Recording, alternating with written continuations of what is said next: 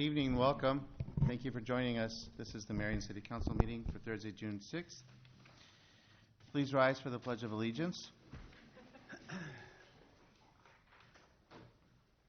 I pledge allegiance to the flag of the United States of America and to the republic for which it stands, one nation, under God, indivisible, with liberty and justice for all.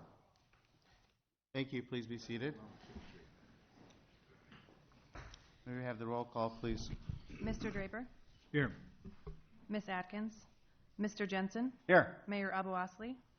Here. Mr. Sterned? Here. Mr. Brandt? Here. Ms. Gedalia? Here. Okay. This evening we don't have any proclamations or presentations to the council.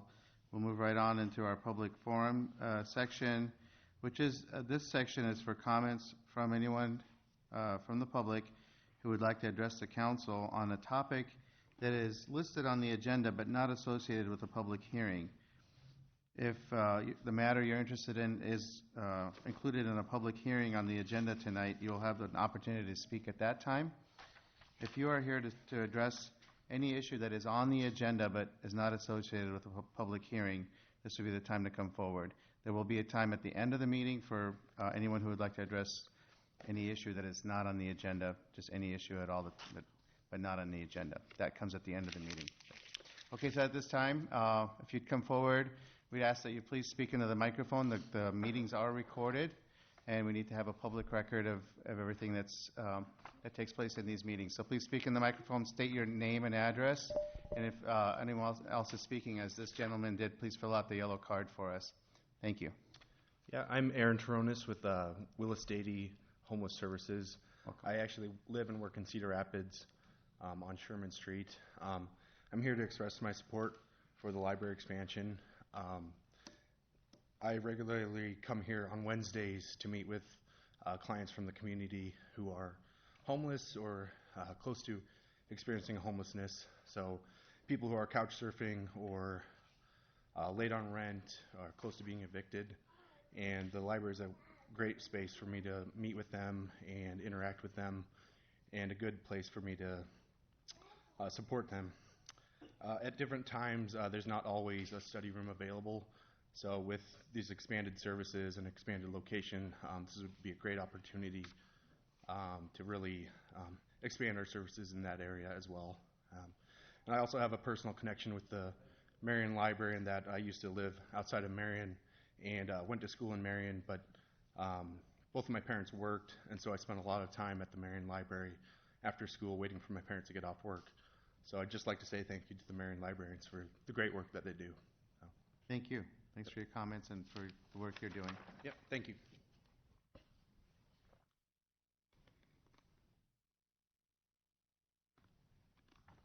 My name is Deborah Thomas, and I'm actually from Vinton. And I use the Marion Public Library through the Quilt Guild. We go ahead and we have a ruler class that we meet once a month, and we are very appreciative of having this space that has electrical outlets and room to spread out our projects so that we can actually put things together. So I support additional space in the new library. Thank you. Thank you.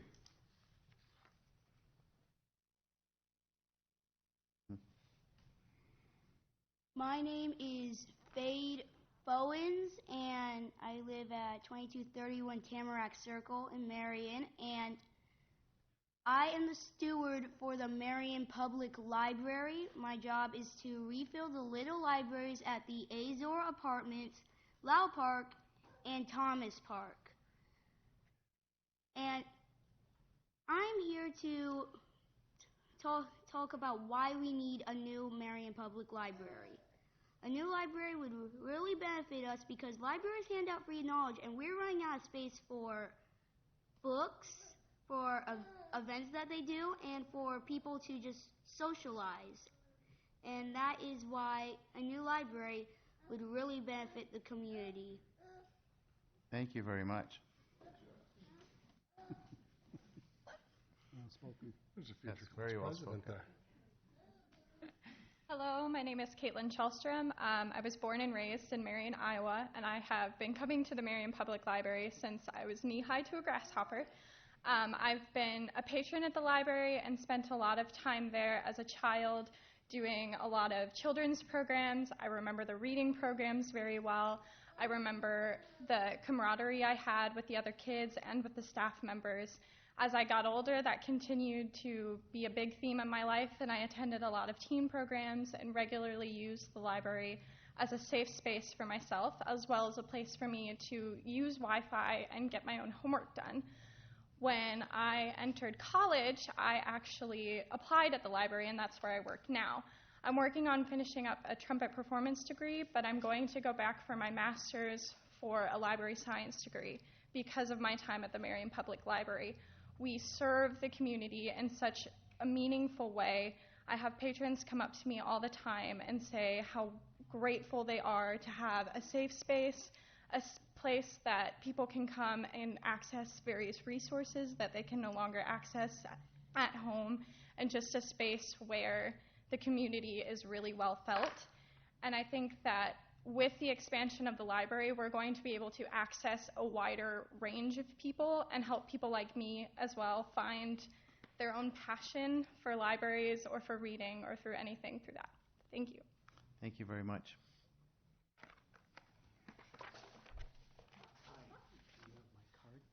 Okay. My name is Marion Junk. I live at 200 Valley View Drive, just off Grand. This is my grandson, Sullivan Stoner. He lives on First Avenue, Marion. So I have a real selfish interest in talking with you tonight. I hope there's no child labor laws for using him as a prop. But when I graduated from Loras College with a degree in history, I taught school in Bellevue for 6 years and was a basketball coach. And until with 4 babies, I could not afford to do that any longer. So I started my own small business.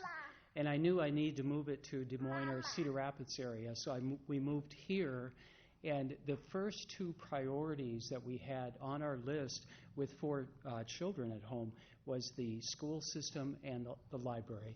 Because I look at a library as an extension of our school system for adults and for other people. So I'm a very keen supporter, even though I'm a very conservative-minded individual, churchman. Library is our research and development for the future. Thank you. Thank you.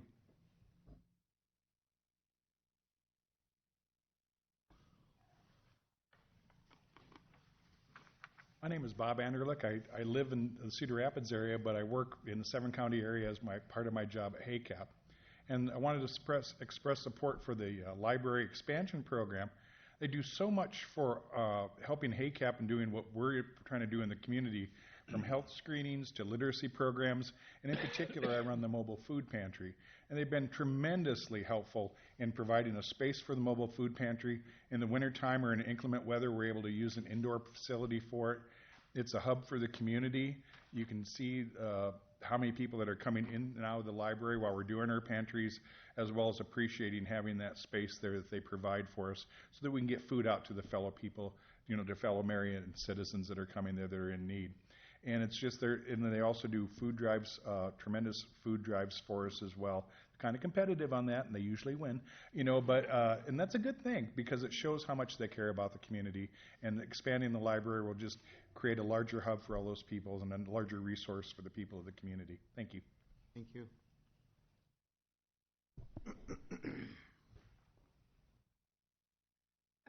My name is Macy McKennis, and I live on 10th Ave in Marion. I come to the library for the teen programs almost 2 to 3 times a week. It's a great place where me and my friends often meet up to just hang out. We feel really just a part of the community and included in everything when we're there, and it's really refreshing and relaxing to be able to socialize with friends outside of school.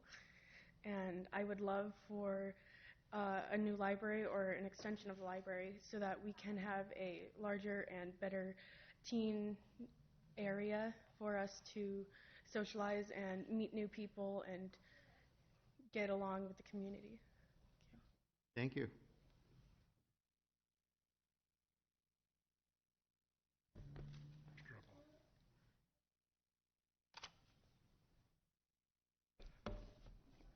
My name is Bob Hoyt. I'm very proud of the town of Marion, having been a resident for more than 60 years. I've been on the Friends of the Marion Library Board since I retired from public school education 11 years ago, and was on the Imaginate subcommittee to expand or replace the existing library 10 years ago. Our library no longer meets the community's needs. While the size of the library was appropriate when it opened in 1996, it's no longer capable of meeting the needs of our ever-growing community. I hope the City Council and City Administrators make the necessary decisions to help fund a library of which we can all be proud, and one which will meet the needs of a modern library now and beyond. Thank you. Thank you.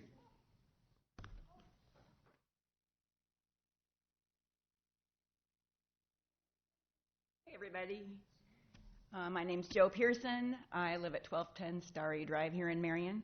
I worked as the assistant director at the library for 10.5 years, so I know firsthand about the current building's limitations for staff and for the community. The new leadership team has been proactive about making some super positive changes in organization and operations, and I think that's been really exciting. But there's only so much that can be done to outfit that building appropriately for Marion's current community needs. It wasn't designed as a 21st century library, and I'm a strong advocate for building a new facility to support Marion's growth. Thank you. Thank you.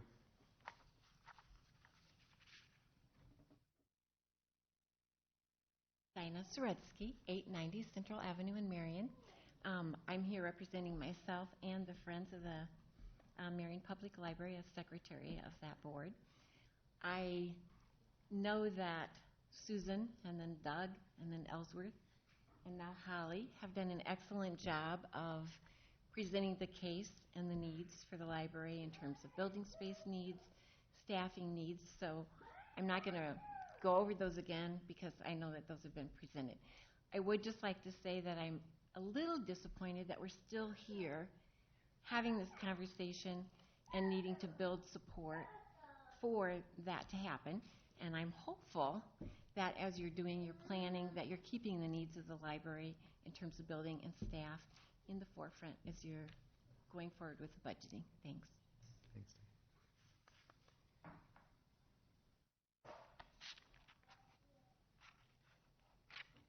Good evening. Judy Soluri, 1785 Grand Avenue, Marion. We have been attending meetings about the library for a number of years now, and I voice my opinion along with other people here that we are definitely in need of a new library.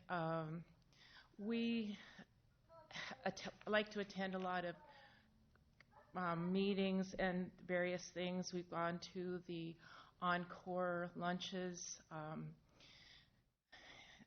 and I now hear that they're no longer going to be able to divide into two different meeting rooms because of the fact that they aren't private, which will cut down again on how many meetings they can have. Definitely, we do need a new library, and I hope that you, ladies and gentlemen, will please give us the money. We do support it, and consider that we do need a new library. Thank you. Thank you.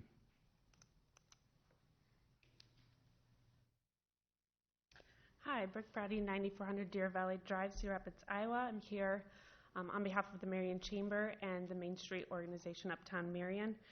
Our boards have not formally voted to support anything, but have generally supported library programs and the services that the Marion Library supports within our community. We're really excited for the opportunities that we see around on the horizon.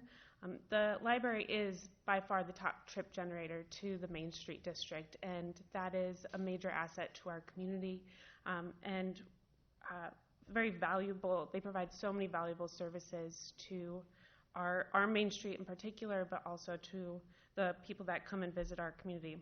Not all Main Streets have that kind of receptive, collaborative nature within their library, and we're really proud to be a part of that. Our staff in particular gets requests all the time that the Marion Library is quick to help fill those gaps and needs within our community. On a more personal note, I'm friends with many many staff of the Marion Library, and they deserve this. They deserve a place where they can work to their full potential, and we're really excited for the things to come. Thank you.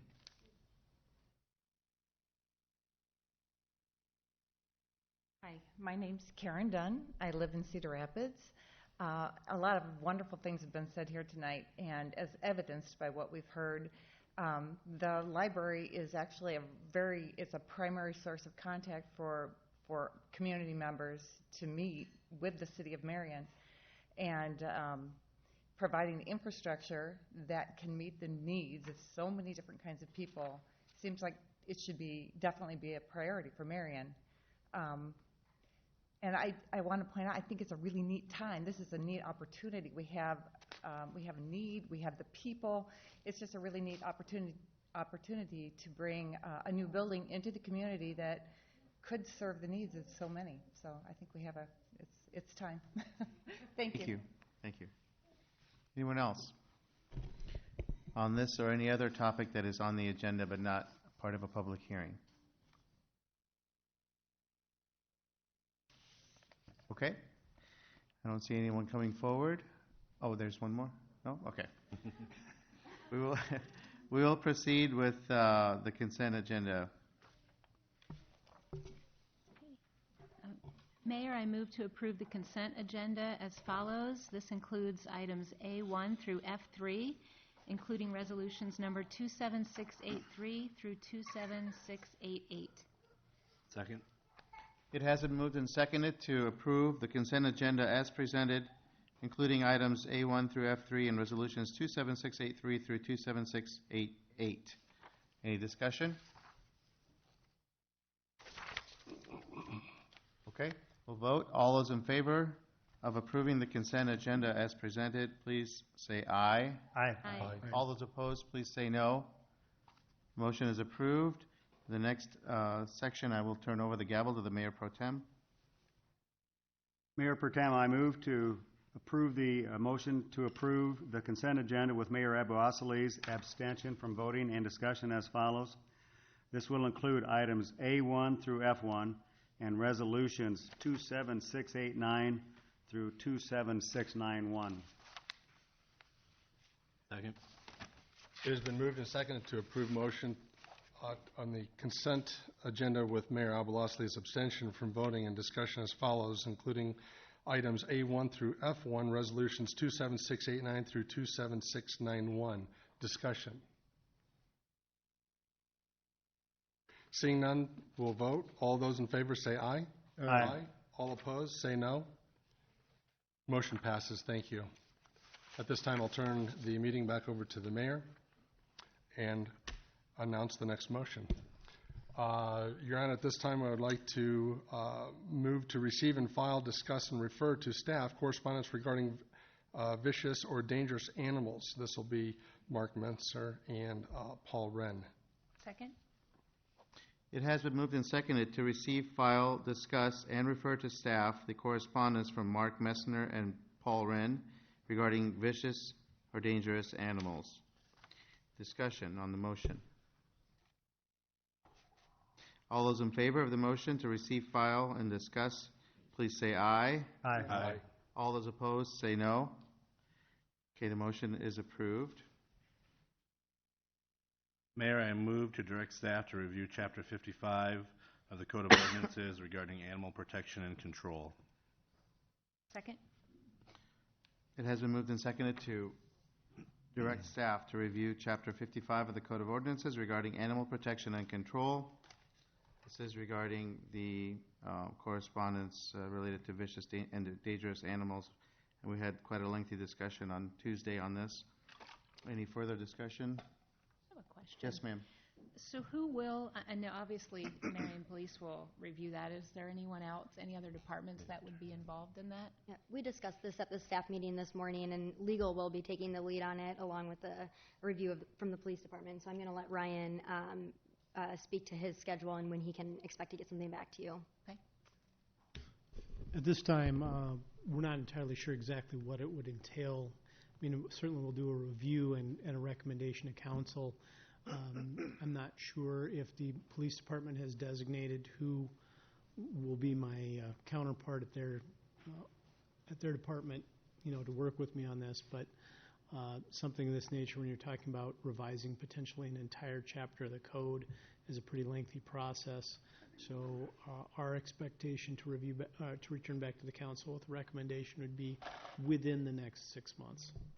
But as far as, I think what Council Member Goodell's question was, other than the police department, what other departments are involved with having input? You said you'd have a contact within the police department to work with. Any other departments that we? At this point, I'm only expecting it to be illegal in the Marion Police Department. Okay, and I suppose at some point the city manager's office? Absolutely. Yeah, okay. Thank you. That answer the question? Yes. Okay. Okay, any further discussion on this? And for members of the audience, we're asking that our staff and our city attorney review our current ordinances regarding vicious animals and dangerous animals, and to see if there's any changes that need to be made. So that's what we'll be looking at. Did you have another comment? No, I was. Okay. Next up. All right. All those in favor of the motion to direct staff to review Chapter 55 of the Code of Ordinances, please say aye. Aye. Aye. All those opposed, say no. Okay, the motion is approved. Mayor, I move to approve resolution number 27692, approving contract with PayPoint HR for the compensation and classification study in an amount not to exceed $36,500. Second. It has been moved and seconded to approve resolution number 27692, approving the contract with PayPoint HR for the compensation and classification study in an amount not to exceed $36,500. Discussion. Yes, sir. I have a question for the deputy city manager there. Amanda, can you tell us when the timeline for this study is to be complete and when we can expect to have some outline of this? Oh, sure. So I'm not sure if we actually have a full timeline for this project yet. I don't know. Kelly, do you have that? Wait. You'll have to repeat what she said. Okay, so 6 months. When we were performing the interviews, the studies would take anywhere between 4 to 9 months, and Kelly's saying that it should be around 6 months. In the memo, I'm not seeing anything with a specific start date, but I can absolutely get that to you. I know that the Human Resources Division is wanting to get started on this as soon as possible. Okay, does that answer your question? Any further discussion? All those in favor of approving resolution number 27692, please say aye. Aye. Aye. All those opposed, say no. The motion is approved.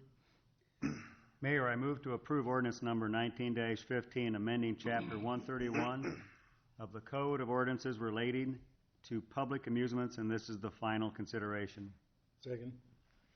It has been moved and seconded to approve the final consideration of ordinance number 19-15, amending Chapter 131 of the Code of Ordinances relating to public amusements. Discussion. Okay, all those in favor of ordinance number 19-15, final consideration, please say aye. Aye. All those opposed, say no. Motion is approved. Mayor, I move to approve the following hold harmless agreement. This will be fireworks and fireflies, Lau Park, July 3rd, 2018, from 6 p.m. to 10:45 p.m. for the city of Marion. Second. It has been moved and seconded to approve the hold harmless agreement for the fireworks and fireflies program sponsored by the city of Marion at Lau Park on July 3rd. Discussion. All those in favor of approving the motion, please say aye. Aye. Aye. All those opposed, please say no. Motion is approved. Mayor, I move to approve resolution number 27693, approving an agreement between the City of Cedar Rapids and the City of Marion for provisions of wastewater treatment. Second. It has been moved and seconded to approve resolution number 27693, approving an agreement between the City of Cedar Rapids and the City of Marion for provision of wastewater treatment. And again, for members of the public, this is a project we've been working on for several years, renegotiating our agreement with the City of Cedar Rapids on our use of their wastewater treatment facility, and finally achieved something that our staff is happy with, and we're considering that this evening. So any discussion on resolution number 27693? Okay. All those in favor of approving resolution number 27693, please say aye. Aye. All those opposed, please say no. The motion is approved. Mayor, I move to approve ordinance number 19-18, amending Chapter 105 of the Solid Waste Ordinance and establishing monthly collection fees at $15.50, extra bag tags at $2.50, and special collection rates at $40. This is the second consideration. Second. It has been moved by Councilmember Gadela, seconded by Councilmember Brandt, to approve ordinance number 19-18, amending Chapter 105 of the Solid Waste Ordinance and establishing monthly collection fees at $15.50, extra bag tax at $2.50, and special collection rates at $40. This is our second consideration of this ordinance. Discussion. Okay, all those in favor of ordinance number 19-18, please signify by saying aye. Aye. All those opposed, say no. The motion is approved. Mayor, I move to approve ordinance number 19-19, amending Chapter 99 of the Sanitary Sewer Ordinance, increasing monthly domestic and industrial user charges from $2.30 to $3.80 and reducing the service charge from $8 to $2, and this is the second consideration. Second. It has been moved and seconded to approve ordinance number 19-19, amending Chapter 99 of the Sanitary Sewer Ordinance, increasing monthly domestic and industrial user charges from $2.30 to $3.80 and reducing the service charge from $8 to $2. Second consideration. Discussion. Okay, all those in favor of ordinance number 19-19, please say aye. Aye. All those opposed, please say no. The motion is approved. Mayor, I move to approve project calendar for the geothermal loop field package associated with the Public Service Maintenance Facility as follows. This is to include resolutions 27694 through 27696. Second. It has been moved and seconded to approve the project calendar for the geothermal loop field package associated with the Public Service Maintenance Facility, including resolutions 27694 through 27696. Discussion. All those in favor of approving the motion, please signify by saying aye. Aye. All those opposed, please say no. Okay, the motion is approved. Mayor, I move to receive and file and discuss letter from Pheasant Trail Fourth Homeowners Association regarding water drainage issues. Second. It has been moved and seconded to receive, file, and discuss the letter from Pheasant Trail Fourth Homeowners Association regarding regarding water drainage issues. Discussion.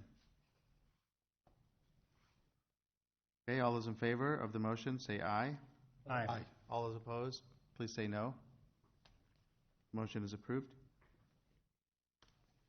Mayor, I move to direct staff to investigate and provide Pheasant Trail Fourth Homeowner Association with possible options as time allows and instruct the association to apply to the Neighborhood Drainage Assistance Program. Second. It has been moved and seconded to direct staff to investigate and provide Pheasant Trail Fourth Homeowners Association with potential options and instruct the association to apply to the Neighborhood Drainage Assistance Program. This is with regard to the drainage issues they have. Discussion on the motion?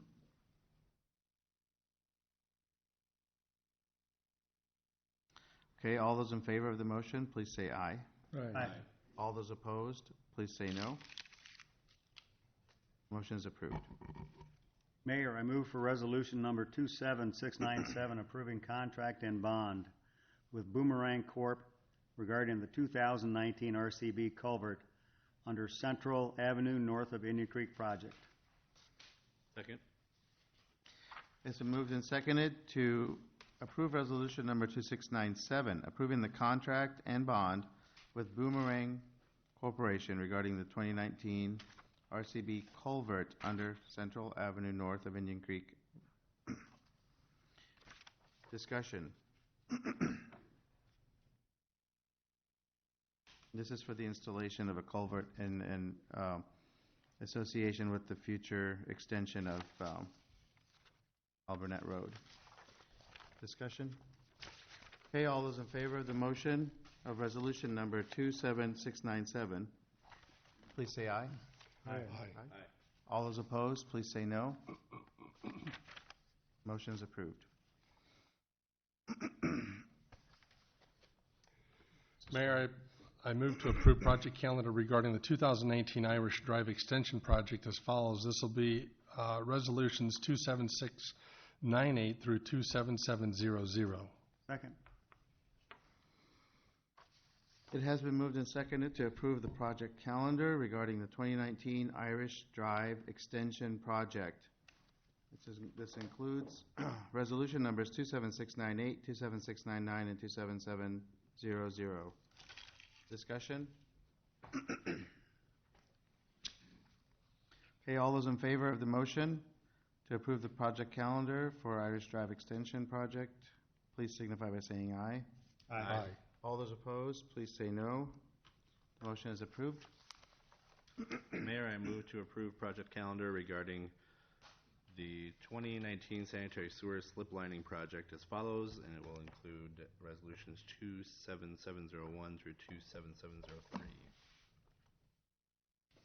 Second. Okay, it's been moved and seconded to approve the project calendar regarding the 2019 sanitary sewer slip lining project, including resolutions 27701, 27702, and 27703. Any discussion? Okay, all those in favor of the motion, please signify by saying aye. Aye. Aye. All those opposed, please say no. The motion is approved. I will turn over the gavel to the Mayor Pro Tem for the next item. Thank you. The next item up is going to be a public hearing regarding an amendment to the future land use map of Marion Comprehensive Plan to single-family detached residential and rezoning property to PDR, Plan Development Residential, SR3, Suburban Median Density Single-Family Residential, and SR4, Suburban Two-Family Residential for property located north of 29th Avenue on either side of Winchester Drive.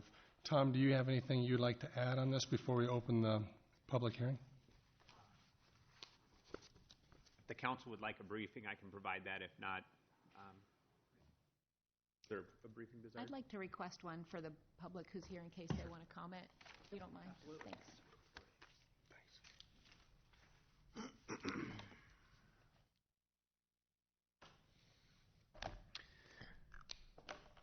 Good evening.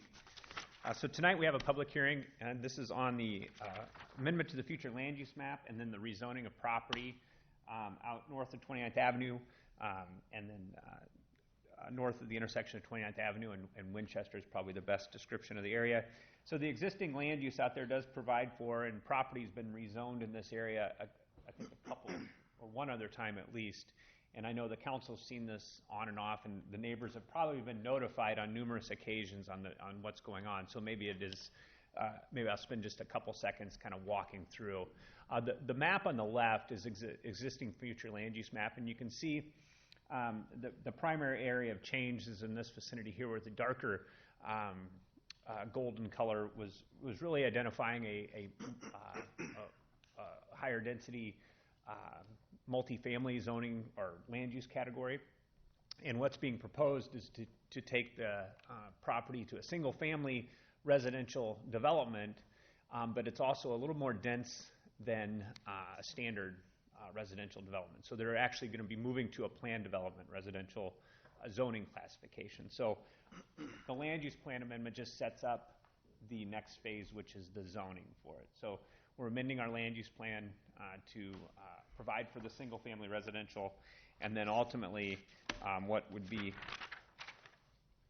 proposed, or what's being proposed, is a rezoning. And that rezoning would then support single-family residential, some duplex development, and then additional single-family residential in this green area here. Really, what it is the reason for the PDR is that the lots are smaller than what our normal or what our standard residential zoning districts provide for.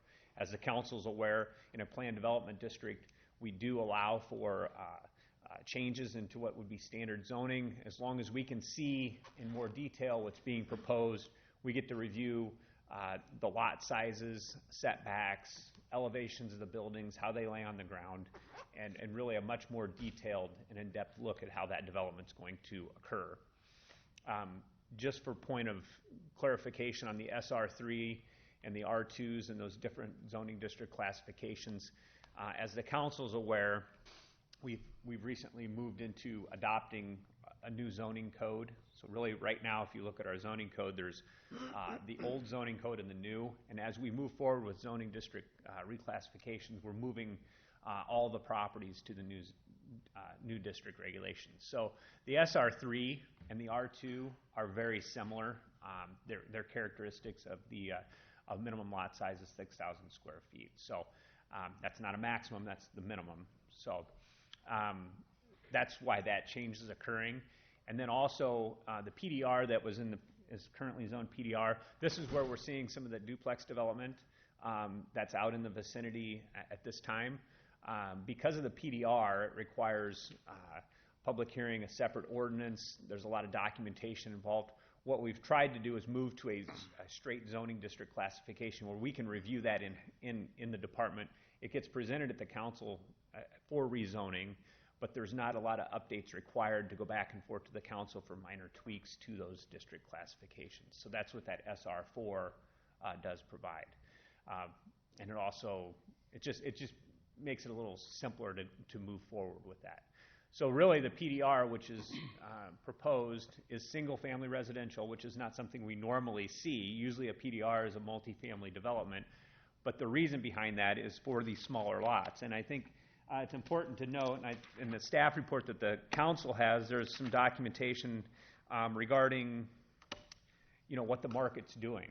And I think Mr. Brandt could probably speak to the values of land more than I can, and from a technical aspect because he deals in it every day, but land prices are going up. And I think I was before the council probably 6 months ago indicating that we're going to see a return to the two-story. Lots are going to be smaller just by virtue of the dollars and cents associated with development and also land values. So here we are, and we're seeing one of the first developments. I shouldn't say that. Actually, we've seen a number of developments come in with 50-foot lots. As a matter of fact, I think last summer and fall, I think we've seen all of the major developers that have been building Marion come in and ask for a planned development district classification that dropped the lots to about 50 feet. Skogman did that.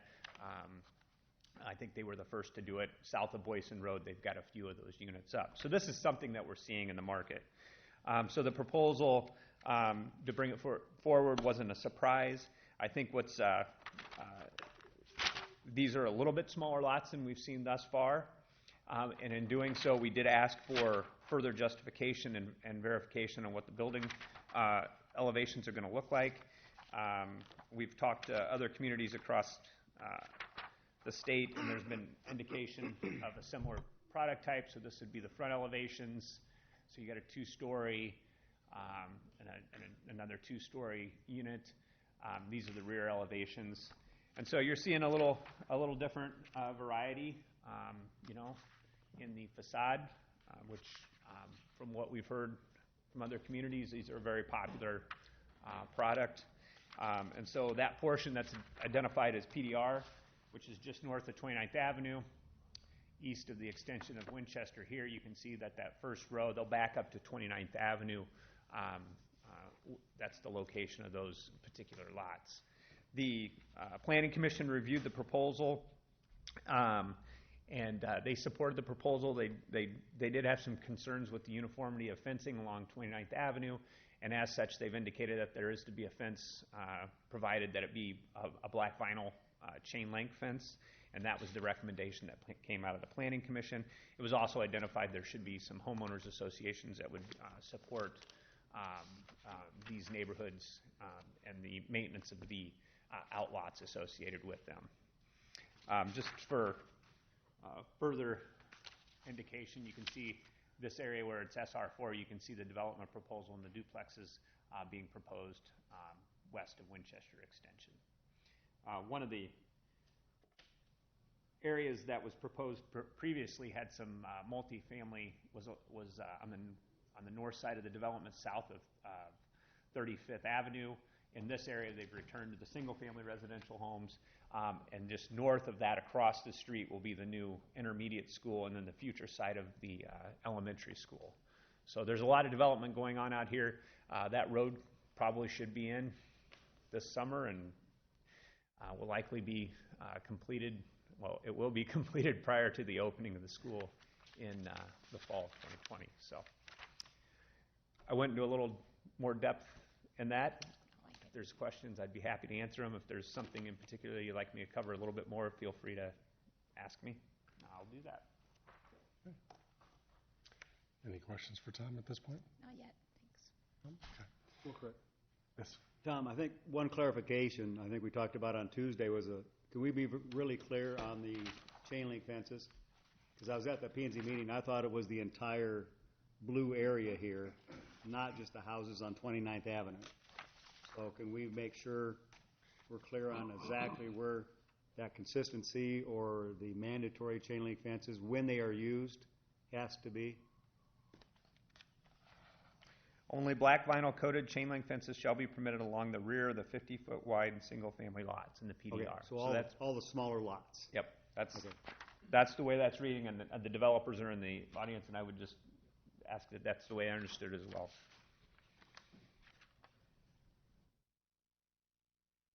Is that the entire, let me see. So on the north side of that blue area, are those lots, what's the width of those lots compared to the one on 29th? Are those same size or a little bigger? I believe they're all in the same ballpark. I'd maybe let the developers answer. Very good, thanks. Yep. Okay, at this time I'm going to open up the public hearing. This gives the public the opportunity to approach the podium and speak before the council. We ask that you fill out a goldenrod piece of paper with your name and address. For all those that would like to address the council, please do so at this time.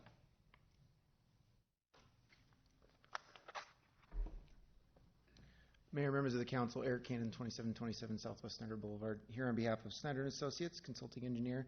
We do also have Robson Homes here as well, representing developer and home builder. If you guys have any specific questions, I think Tom did a great job kind of summarizing the presentation. Just wanted to reiterate our appreciation working with staff here. I know you guys have seen this several times. We do feel like this is a really good rendition and a final rendition to kind of get in tune with the products that are out there, the market, and where we really see the trends going, as Tom mentioned. Just wanted to really reiterate here, kind of the goal was we had a bunch of threeplexes in here, threeplexes down along here, multifamily up here. The goal was really to try and press more towards single family. With the school going in, with the existing neighborhood, we really see the demand pushing more for the single family home. So that's the big change that you see here, is removing some of that multifamily, taking the threeplexes out. Those center units were really challenging, and going to more of a traditional single family home. And also promoting the duplexes within the development. So we think that was really well received by staff. We think the architectural elevations, we've worked with them to present a lot of character to those units, provide a lot of variety, especially the stuff along 29th Street, and think that it's just going to be a great fit for the neighborhood. So happy to answer your questions you guys have. Mr. Jensen. So can you answer my two questions? Yes, so they're a mixture of, I think, 51 to 53s. I think these in here are 51s just as a function of the space that's in there. Okay. I think there are some 53s along here and then some 51s and 52s within there. Entire PD area is consistent. Yep, yep. All right. Yep. And then, so the fence is if there's a fence to be put up, then it's going to be mandated, it's going to be a black chain link fence in that entire PDR area. Yeah, and the developer does agree that that uniformity provides a nice aesthetic feature to the single-family neighborhood, and that's something they're willing to put into the covenants. I just want to piggyback on the black fence. So as it reads, it's if the homeowner wants to put it up. So it isn't going to be put up just for uniformity to start. So there might be a 51-foot long one, and then nothing, and then nothing, and then another one, and then nothing. So very similar to a single-family neighborhood. Not everybody has a fence. If people have dogs, they'll probably put up a fence. So it's not going to be mandated. You have to put up a fence. I think the condition that the concern with the P&Z was along 29th Street, there was a lot of interest in making sure there was a uniform look there. Mm-hmm. They didn't want chain link and then black and then cedar. They wanted everything to look nice and consistent. There was an ask to have the whole blue area. I don't think you guys traditionally mandate single family, but in the interest of, I guess, cooperation, if that's something that the council feels strongly on, they're more than willing to mandate the blue area to be dictated to black vinyl chain link. But if you feel just 29th Street's the main interest of this, because I know there's no mandate on the rest of the single family in this area or the rest of the community from my understanding, but whatever you guys feel is appropriate. Yeah, I mean, just from my standpoint, I was thinking about 29th and how it looks, and I think Tom gave on Boyson, he talked about the black chain link fence that runs just behind that particular piece of the development, not throughout. I drove through there the other day, and the backyards it's going to be the backyards that front 29th, correct? Some of them had dishes on the back of the deck, and they're just not far. So the black, while I do appreciate the uniformity of it, if people have grills and satellite dishes and, baby pools and what have you, which they are certainly entitled to have, if, they own these homes, I'm just concerned about the proximity to 29th, which is only going to get bigger and busier in terms of all of the development, with Prospect Meadows and things opening up with Tower Terrace being connected through there. I don't really know what the solution is, but I certainly wouldn't want to mandate black vinyl fencing throughout. It's 29th that, for me, was my concern. I don't know what the solution is, but I just wanted to clarify if you were going to put in at least that one piece along 29th. And it sounds like it's up to the homeowners to do. Yeah, I think at the P&Z meeting, when I was at that with Tom, and I think you were there as well, that the discussion by P&Z was because these are smaller lots, that none of them felt it would look very disorganized or not very appealing if they had such a variety of fences of wood and vinyl and different color vinyl and different colors of chain link fence on such small lots. So I think that was P&Z's direction. I understand Renee's comment about maybe vinyl all the way across the back on 29th Avenue only, but if they were wider lots, and say they were 90-foot lots, I don't think we'd be talking about mandating that. So I think the fact that if they put something up, it's mandated, I think it's going to give a better look, a better appearance, but I'm not sure I can say we should mandate vinyl. I think it would look good. From the standpoint, I think her comment is good, but I'm not sure we'd mandate it if they were much wider lots. So that said, that's my comment on that. Well, whatever you guys feel is appropriate. Any other questions for this gentleman before we move on to see if there's anyone else that wants to address the council? Seeing none, thank you very much. Thank you. Yep. We're back to the general floor again. Is there anyone else that would like to speak to the council during the open forum here?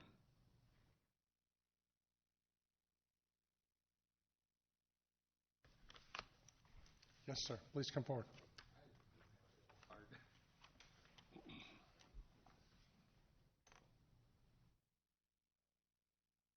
Okay. Thank you. Just want to thank everybody. I'm sorry, Mike, if you could just give your name and your address just for the audio recording, please. I did that again last time, too. Mike Caranda, 4265 Churchill Drive, Marion. Basically, I'm reiterating the same objections that I had that night to tonight. And basically, those objections were around the single-family homes not supported with traditional zoning districts, and that's the 52 feet wide. And when I went in to look at this on the City of Marion, the website, the ordinance around this on May 10th, Friday, May 10th, still had draft on them. And so, one of the things we were looking at was that obviously this is something that's evolving and it's new and it's just coming, to fruition. So it would appear that the existing, so we're putting this 52 feet into the PDR catch-all just so we have a place where it fits instead of maybe going back, because it sounds like there's possibly more of this coming, and look at, here's something that defines that and put it into regular city ordinance. So this wouldn't be coming up to every time that we go through this, the asking the different questions of looking at, all the different possibilities that might come up with each different subdivision. Let's see. And then it would appear that in the existing zoning, originally proposed R2, now SR3, without the expansion of the PDR sections, on the south side of the site development would be consistent with the current bulk requirements as defined in existing city ordinance. And that's going back to last fall, the way it was originally defined with the condos along 29th Avenue, excuse me. And then, so that was our original objection, and then, coming out of the Planning and Zoning Commission was the black vinyl coated chain link fence. And when I went on the website, that I thought that had not been, it appeared that city staff had made a comment in there that hadn't been affirmed yet. Sounds like it has. And all lots located within the city zoning request, except those zoned SR3 districts, shall be made. Okay, past that.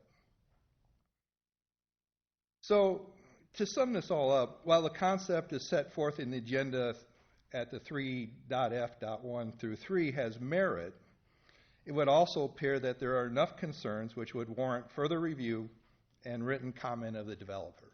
So I guess that's where we're at basically with the objection that we have yet. So, thank you. Any questions for Mr. Caranda? No? Thank you, sir. I appreciate that. Thanks. Anyone else like to address the council on this particular topic?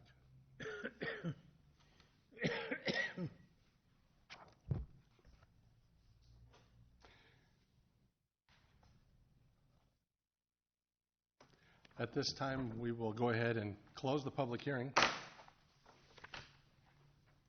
Ms. Gedeon? Yes, Your Honor, I move to approve resolution number 27704, amending the future land use map of the Marion Comprehensive Plan to single-family detached residential for property located north of 29th Avenue on either side of Winchester Drive Extended. This is Robson Homes. Second. It has been moved and seconded to approve resolution number 27704, amending the future land use map of the Marion Comprehensive Plan to single-family detached residential for property located north of 29th Avenue on either side of Winchester Drive Extended. Robson Homes. Discussion. So at this time, this now brings us back up to the bench here for discussion amongst council members. So would you like to lead us? Yes, Thank you. Tom, I have a couple questions. I'm going to refer specifically to the agenda memo that we received in our packets with the report on all of this. So the pages aren't numbered, but on the third page, it says, while no plat has been submitted with the development at this time, the included rezoning exhibit for this area is consistent blah, blah, blah. Has the plat been submitted yet? Honestly, I don't know. I've not seen the plat. If it has been submitted, then it's been probably run through, but not presented to me at this point. So. And is this typical? That we wouldn't have it at the point where we're making these approvals? No, the plat would come after the zoning, and with 3 readings of the zoning ordinance, it's gone through the review process internally, but I have not reviewed it, and it's not on the agenda. It would be after the rezoning has been proposed. I believe the developer indicated that it's going to P&Z. Okay, thank you. Yep. And then on page, what would be 5, the developers indicated they would likely keep all of these homes within an association for property maintenance purposes. While this has been indicated, no documentation has been submitted at this time to confirm this. Has that been received yet in writing? I've not received the indication of that, and the developer could probably answer that if they intend to move forward in that direction. But that would be something we would like to see. And then just the next sentence, staff has discussed the option at length with the developer and has expressed concern in the process specifically in regards to the units backing up to 29th. I'll jump down a little bit. Staff has indicated support subject to rear elevations being submitted for review by the Commission and Council, which have not been provided at the time of this report. Yep. You know, those were. Those were. So I did specifically ask that question, I think on Tuesday it was asked. For the Planning Commission at the time the report was written, that was not. So some of the carryover has been in the staff report was presented, was from the presentation at the Planning Commission meeting. Paul? Okay, Paul? Yeah. Pardon me a minute. Okay. And then on the last, I don't know if it's the last page,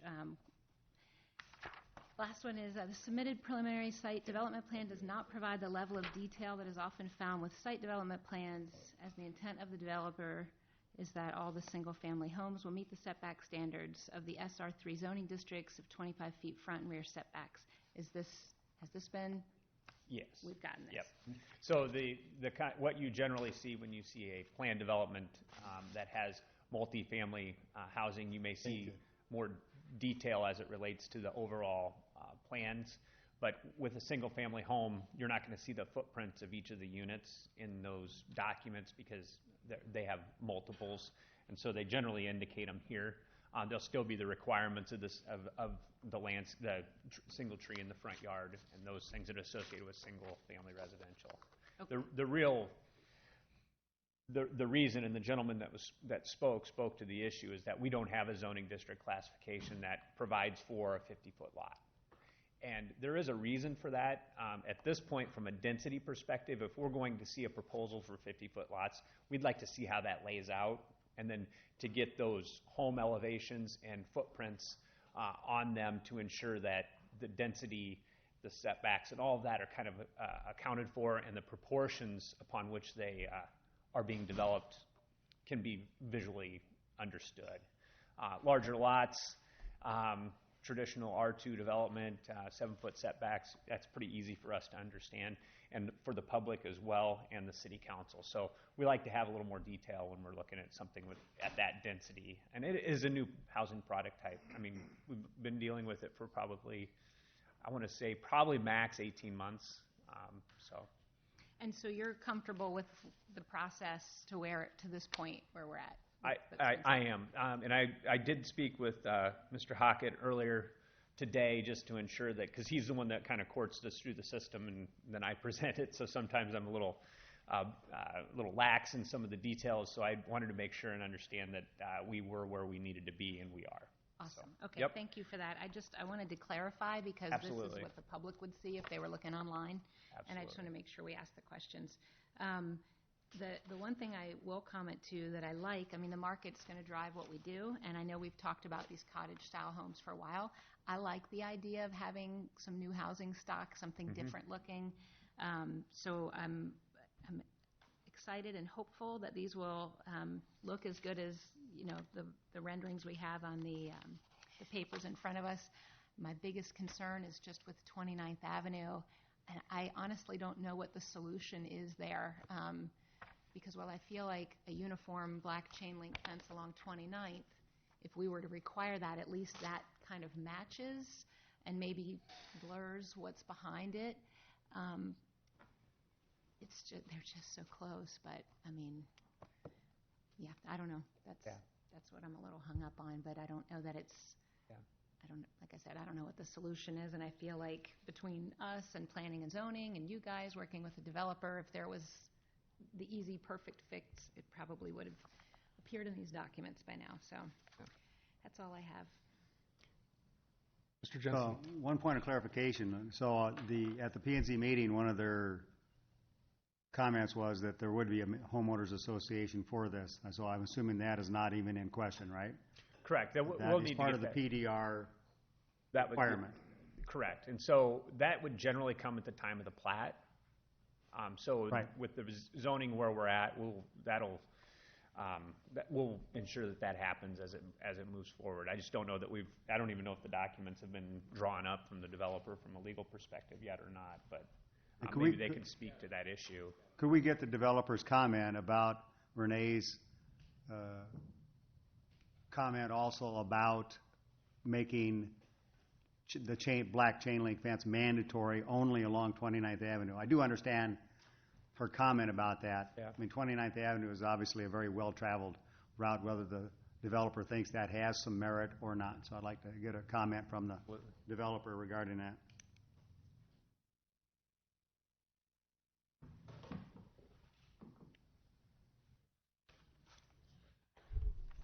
Hi, Joe Robson, 5901 Williams Boulevard, Cedar Rapids. The fence is great, and I'll agree. If we can just run it along 29th, I'll do that. But we get in a little pickle when you write these homeowners associations up with, trying to mow them, and it gets kind of stickler there. But along 29th, that makes sense. We can do that, and then if they want to tie into it, they can. Okay. But with the homeowners association, they're pretty strict. It'll be basically like the condos. You can't have a bunch of junk they keep them clean. You can't have, I don't know how they write them up for these single family ones, but like in the condos, it's basically the same, I think, but you can't put swing sets and stuff. They keep it clean because it keeps clean for all the rest of the neighbors too. Yeah, I think if these lots were 90-foot lots, I don't think we'd be talking about it. I don't think if these lots backed up to another street other than 29th Avenue, we may not be talking about it. But we're talking about one of our major streets, so I would certainly, if you agree to that, I would certainly accept that. Before I agree to that fence, I should talk to, we weren't going to do the homeowners association until this thing passed, before we spend a bunch of money on it, but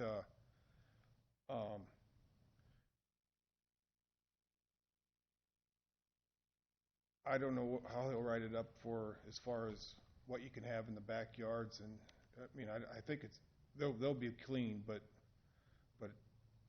it would look better if there was I agree to that. Yeah. Better So if there's the a fence, and homeowners, if they want to tie into it, they can. Right. and that's great, and I appreciate that. And the homeowners association is without question, correct? Without question. Okay. So I would just on the blue. Yep. And the PDR, right? Definitely. I would just encourage you, while you're having legal or whomever does that for you, to look at other HMAs of this style of housing, because there might even be some. Okay, good. There might be additional limitations. Most of them don't have homeowners associations. Yeah, I think it's necessary. When I drove through the other day and looked at what was there, it looks great. I mean, they're new, right? So of course they look nice. But I'm trying to think 20 or 30 years down the road.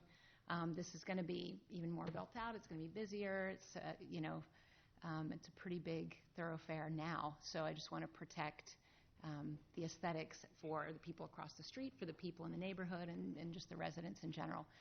Thank you for the concession on the fence. Thank you.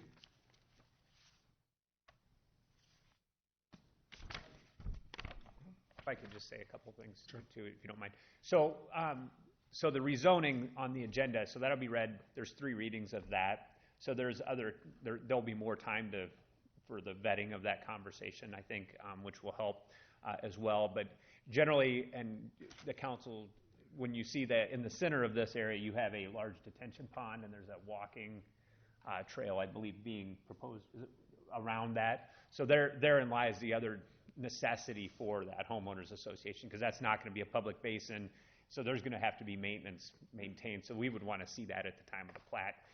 Regardless of those 50-foot lots, we would need to ensure that there was some mechanism for that to happen. So just so the council's aware. Okay. I'd like to throw in a couple 2 cents on this one as well too. I as well am concerned about that fencing. I'm familiar with HOAs. You, sir, hit the nail on the head. In these particular units, it's undecided as to what's the front and what's the back. With these being 2 stories, close to schools, there's going to be children, there's going to be backyards full of toys. That is their right. HOAs are going to have a difficult time once those management tools are turned over to their own board, and they will police their own yards. I see pros and cons. I like of all chain link fence, I love the vinyl, but I also like the solid panels for privacy. There will be no privacy here under these guidelines.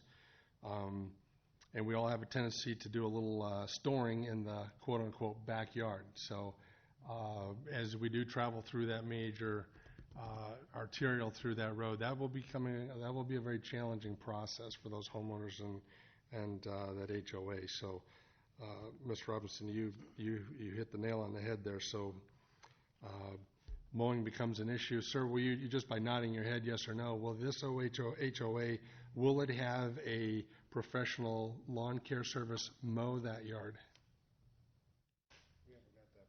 We haven't got that far. Okay. So that's another item. Everybody manicures their yards a little bit differently. So chain link fence is going to be another topic of that. And thank you for that. So that, again, we're all pointing out some concerns. I think as we move forward, we're talking about multiple things here of this rezoning, but obviously issues specifically related to these lots are critical. They're very critical at this point. I also would like to ask the staff, too, to Mr. Caranda's, we have a note here that I would like us to have that discussion moving forward with these chain link fence and so forth. So is that something we can continue on forward with, Tom? As we do develop these things, or is this one specific to this particular PDR? Yeah, this has been a specific item related to this PDR, correct. So will there be more discussion about this as we start to see more plans come forward with this, or is this a motion to move forward with that all in one sweep on PDRs going forward? No, we would bring that for each PDR would be written as the projects come forward. Yep. Okay. I mean, it's certainly something that if there's directive from the council or the desire of the council to have that type of the reason I say we're not writing that is because someone may come in and say they want to do all white vinyl along a major arterial or something different or wrought iron. There's multitudes of ways to do that screening and buffering. I think this was the one discussion was the black vinyl. Maybe it's landscaping. That's another opportunity. So you hate to just put that one item on the paper and call that good for every PDR. There's a design aesthetic to each one of these that may drive a different discussion or decision point by the developer or desire. And that's the thing that is good about a PDR is that there's an overall design aesthetic that can be incorporated into the design of the PDR as it moves forward. So you can imagine if someone wanted to do if you go to other communities, all colonial style housing, and maybe they wanted to put pillars every so many feet, that would be the prerogative of the developer. The Skogman did the black vinyl. If you go out, Lucor, I think one of the developments out there, they did all, I think the faux wrought iron with the columns. So there's a variety of things that go into the play from the design of the subdivisions. So maybe more of a direct question going forward then is with this approval of the resolution and ordinance that we have on these two items, current and future here. Are we setting then this black vinyl, or is that an item that's still up for negotiation as we start to see the plans? So the resolution on the agenda is relative to the comprehensive plan amendment. The next item is the ordinance. And that ordinance that ordinance is on the agenda as written with the conditions that are in the staff report. So if there's so that ordinance will get read 3 times. If there's a desire to amend that ordinance, that can be done at an additional reading, if there's a desire. Okay. One last comment on my part is, this has probably been one of the, seeing this come before us. There's a lot of details, as Councilwoman Gedalia has pointed out. We don't have answers. They aren't submitted. I would personally like to see things a little bit tighter before they come to council on some of these items. I just think they're just a little bit, there's a lot of no's to questions here that we didn't have details to. And in my opinion, I think moving forward, I know we're up against the calendar, and we're always up against that calendar, but the better the description, there was just a lot of unanswered questions in that one. So with that being said, any other questions for Mr. Trahern? Otherwise, Mr. Brandt, go ahead, please. Yeah, I just wanted to discuss HOAs real quick, just to discuss them with you guys too.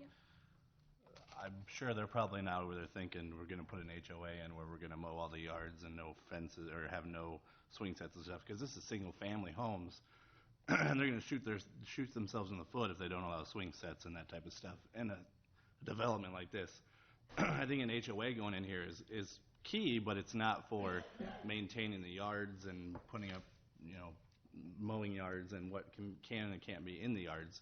It's that pond, and it's maintaining of the pond. That's what the HOA is going to be. So it would be like $50 a year or $100 a year type of HOA, where it's just for maintenance of the pond and mowing around the pond and that type of stuff.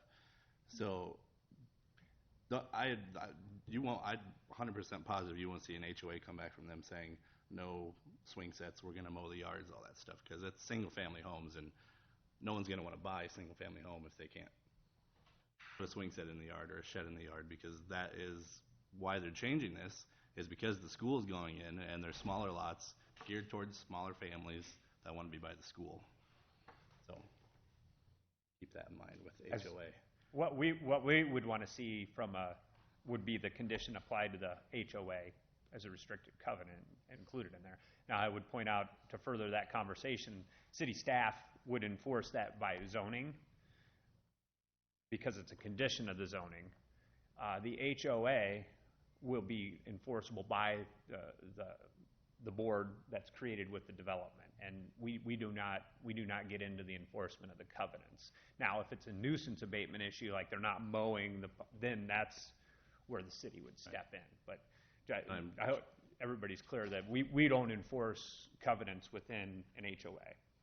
And you probably want to see an HOA, or the city does. We would require it. Yeah, there's no question. But you'd like to see it for maintaining of the pond. We would require it. I mean, we would require that's what I'm saying. That's why you want, because of the pond. So if there was no not pond seeing there, it now at the rezoning is not uncommon. I mean, that's not uncommon. But it is common that we understand that, and there's conditions at the time of the final plat that would outline private maintenance as a part of their projects. So yeah. And being that that's single family, I make sure that it's in there that the homeowners that back up to 29th maintain all the way up to 29th Avenue. Correct. So it's the HOA would take care of the green space. if you set it up like that, sure.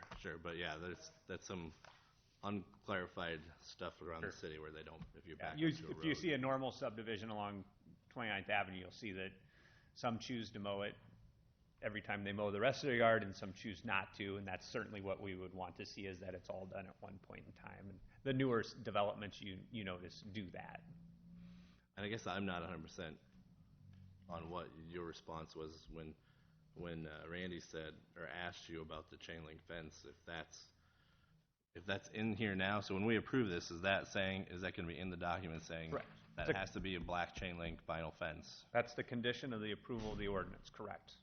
So that would be carried through with zoning. Okay. Yep.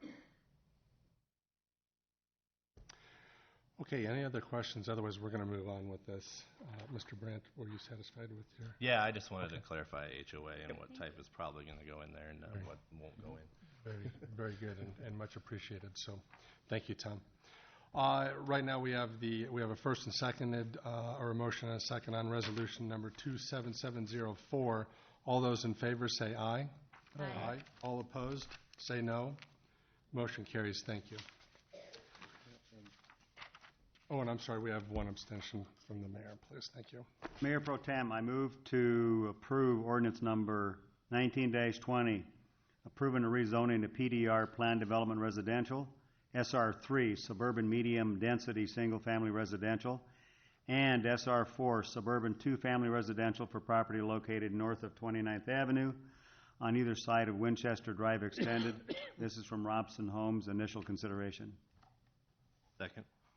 It has been moved and seconded to approve ordinance number 19-20, approving a rezoning to PDR, Plan Development Residential, SR3, Suburban Medium Density Single Family Residential, and SR4, Suburban 2-Family Residential for property located north of 29th Avenue on either side of Winchester Drive, Extended, Robson Homes, initial consideration. Discussion? Seeing none, all those in favor say aye. Aye. All opposed, say no. Motion carries and one abstention. Thank you.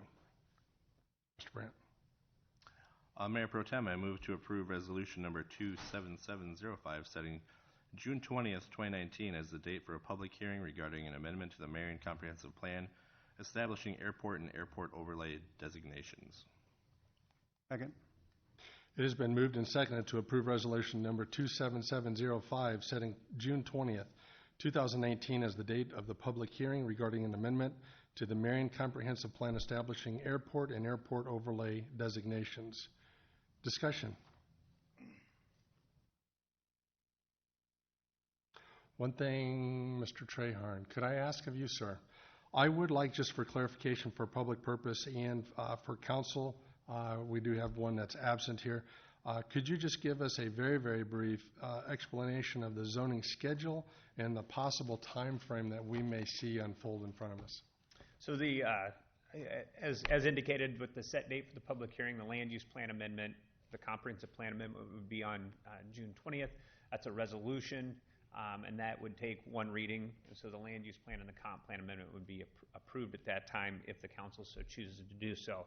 The next step would be the zoning district regulations and their draft. So we have a draft of that currently. It's a rough draft, but I would envision that would go to the July Planning Commission meeting at the earliest, of course, and then if that gets, well, with that public hearing, if it's not tabled and if it's brought forward from the Planning Commission, either denial or affirmative, it comes back to the council. So even if they reject it, it's still going to come to the council for review, and we would set the date for the public hearing, probably that second meeting in July for the first meeting in August. That ordinance would take 3 readings, so we'd be looking at the first meeting in September, second meeting in August for the earliest adoption of that. That is a expedited schedule. This is one of those, I shouldn't say expedited, that would be the schedule. It would follow if everything goes smoothly, if nothing gets tabled, if there aren't so many concerns from the public that there's a desire to push the items. But from a scheduling perspective, that's what I would consider standard practice for moving from the land use plan amendment through zoning. So. Okay, very good. Thank you. I'll ask one last time. Any other discussion? Seeing none, all those in favor of resolution number 27705 say aye. Aye. All opposed say no. Motion carries with one abstention. Thank you. Ms. Cadelia? Yes, Your Honor. I move to approve resolution number 27706, authorizing condemnation on certain real property. It just sounds funny, as opposed to fake property. I don't know. It has been moved and seconded to approve resolution number 27706, authorizing condemnation on certain real property. Discussion. We need to have a discussion about personal property versus real property. So you're just Apparently. you're not in the legal or tax field. So. Or the invisible and magic Yeah. property. Sorry, I got the All right, seeing no discussion. All those in favor, say aye. Aye. All opposed, say no. Motion carries with one abstention from the mayor. Thank you. At this time, I will relinquish the meeting back over to the mayor. Your Honor. All right, we have a public hearing regarding an alley vacation and disposition of the east half of the east-west alley located between 376 and 344 9th Street, and the north half of the north-south alley located between 849 4th Avenue and 356 376 9th Street. The public hearing is open. Do we have a brief synopsis?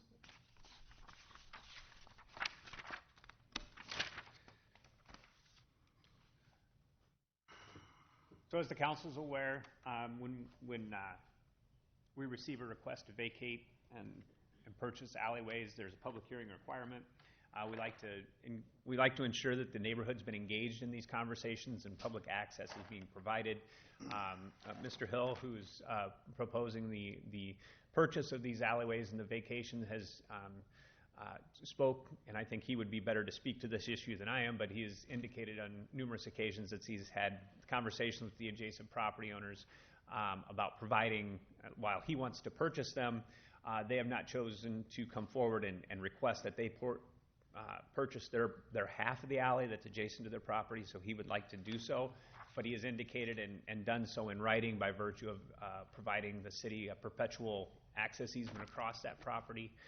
It's included in both of the ordinance or resolutions that are providing for the vacation and the sale, and so we're comfortable moving forward. I would say that we have not had the opportunity to get communication from folks related to these. This is not untypical when someone just chooses not to respond. There's not much that we can do to ensure that they do respond.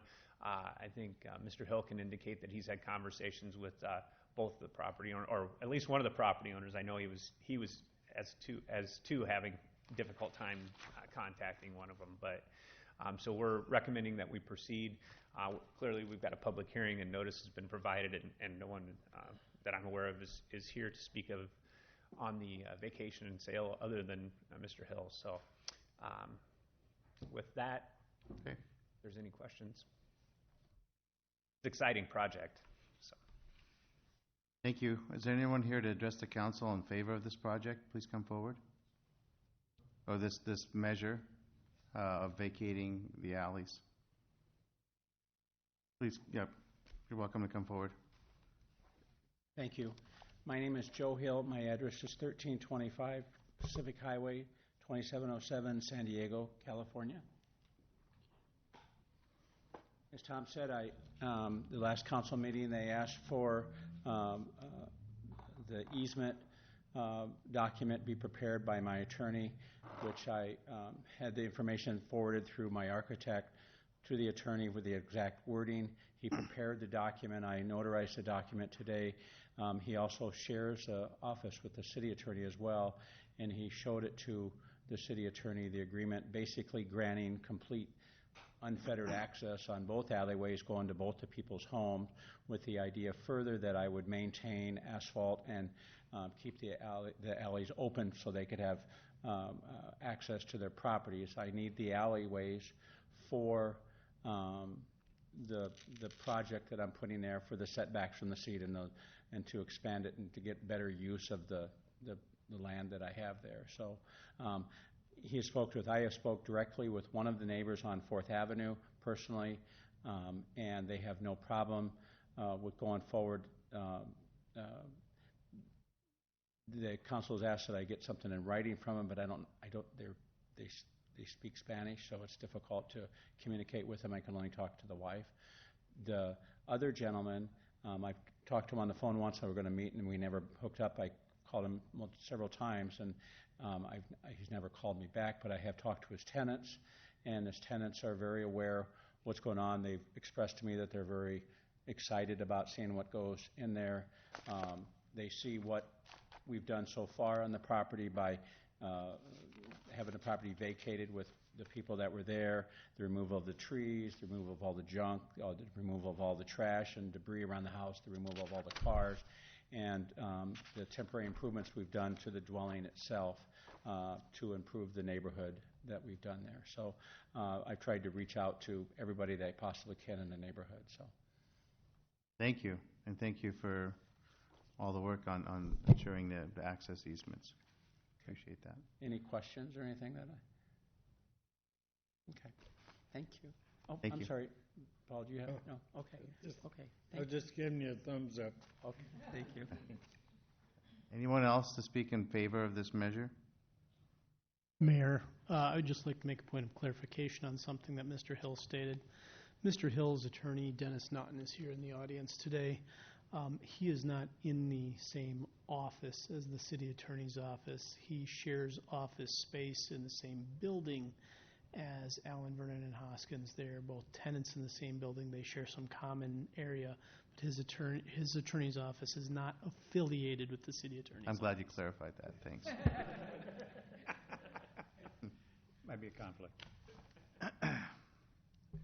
Okay, anyone else? Anyone to speak in opposition? Please come forward.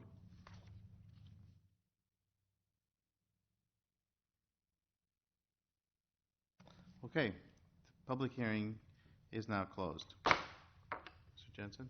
Mayor, I move to approve resolution number 27707, approving an alley vacation and disposition of the east half of the east-west alley located between 376 and 344 9th Street, legally described as the east 120 feet of the 10-foot wide east-west alley between lots 1, 2, 7, and 8 of Block 42, Original Town, now City of Marion, Lynn County, Iowa. And this is brought by Seven Hills East LLC. Second. Okay, it's been moved by Councilmember Jensen, seconded by Councilmember Brandt, to approve resolution number 27707, approving an alley vacation and disposition of the east half of the east-west alley located between 376 and 344 9th Street, legally described as the east 120 feet of the 10-foot wide east-west alley between lots 1, 2, 7, and 8 of Block 42, Original Town of Marion. Okay, discussion? Yes, please. Ms. Gadela? Yeah, I just want to thank Mr. Hill for being here. I know when we started this process, you said you would be here through many or all steps of the process. You don't even live in the state anymore. I know you come back for personal reasons as well, but it's very heartening that you're here for these steps. We have developers who live in the next town who don't often show up for their projects, so thank you for being here and being available for questions and comments. Agreed. And it's great to see your enthusiasm for this investment in one of our old neighborhoods and the investment you're making in moving those houses. Great project. Other discussion?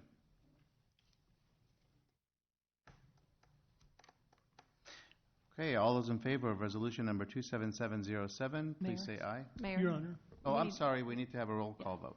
Roll call vote, please. Mr. Draper. Yes. Mr. Jensen. Yes. Mayor Abu-Osley. Yes. Mr. Sterned. Yes. Mr. Brandt. Yes. Ms. Gedalia. Yes.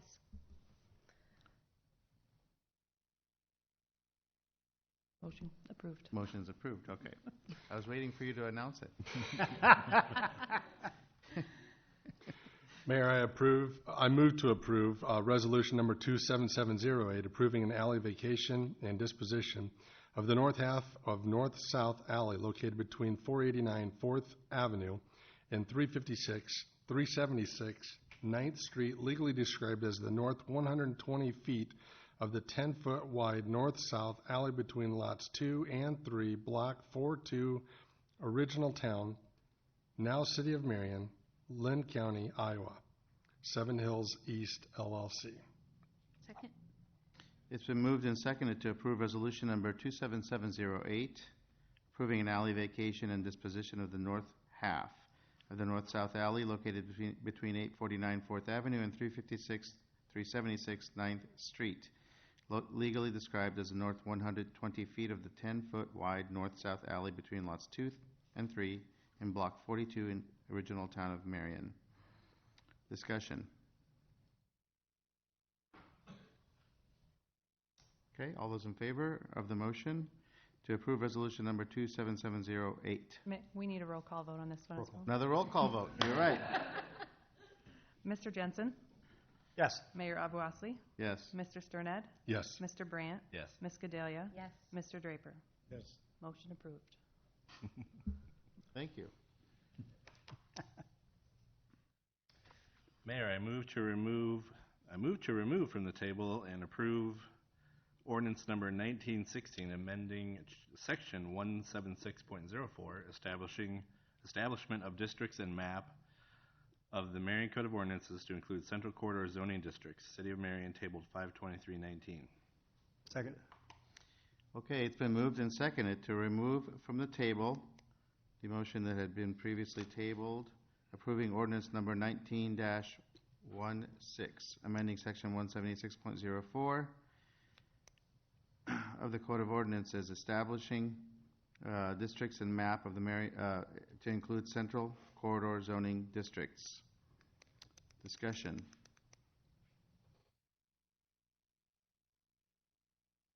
Okay, all those in favor, please say aye. Aye. Aye. All those opposed? Motion is approved. No roll call vote then, huh? The motion to suspend the rules on the next two ordinance, they will need a roll call vote. Okay. I'm told by legal. Okay. Mayor, In support of the mayor. Oh, sorry. Mayor, I move to suspend the rules and proceed to final consideration of ordinance number 19-16. Second. It has been moved and seconded to suspend the rules and proceed to the final consideration of ordinance 19-16. Discussion. No discussion. Roll call vote, please. Mayor Abu-Osley? Yes. Mr. Sterned? Yes. Mr. Brandt? Yes. Ms. Gedalia? Yes. Mr. Draper? Yes. Mr. Jensen? Yes. Motion approved. Mayor, I move to approve ordinance number 19-16, amending section 176.04, establishment of districts and map of the Marion Code of Ordinances to include Central Corridor zoning districts. This is by the City of Marion and is the final consideration. Second. It's been moved and seconded to approve ordinance number 19-16, amending section 176.04, establishment of districts and map of the Marion Code of Ordinances to include the Central Corridor zoning districts. Discussion, and this is the final consideration of a several-year process.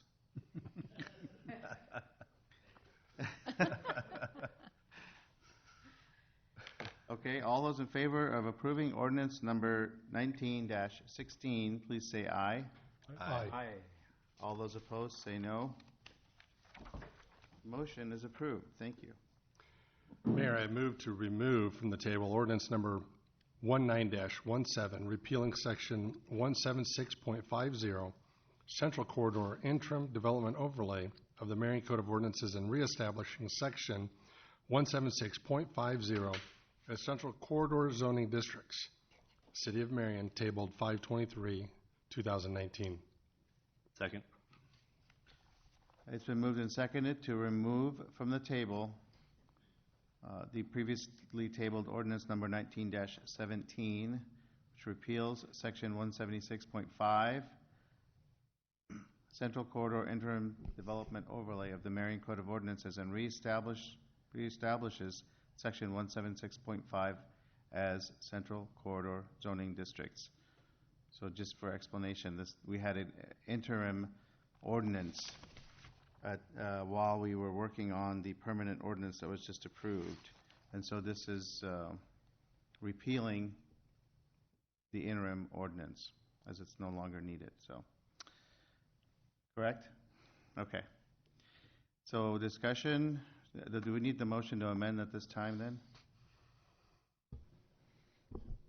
Or is that- First, you need to complete the motion to remove it from the Okay. table, then the motion to amend. Right.